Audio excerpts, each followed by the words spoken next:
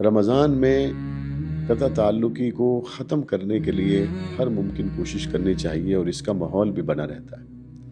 رمضان میں لوگ روزے سے ہیں، مسجدیں آباد ہیں، سحری افطاری کا ایک ماحول بنا ہوا ہے۔ آپ قریبی رشتہ داروں میں اس نیکی کے ماحول میں اگر صلح کے لیے قدم اٹھائیں گے تو دل نرم ہوتے ہیں۔ عبادات کا ماحول بنا ہے، قرآن مجید کی تلاوت ہو رہی ہے۔ آپ اس ماحول میں اگر قدم اٹھائیں گے، پہل کریں گے تو امید ہے کہ جلدی معاملہ حل ہو جائے گا۔ اور جو صلح کے لیے پہل کرے، ایک جگہ میری نظر سے روایت گزری، وہ دوسرے فریق سے 500 سال پہلے جنت میں داخل ہوگا۔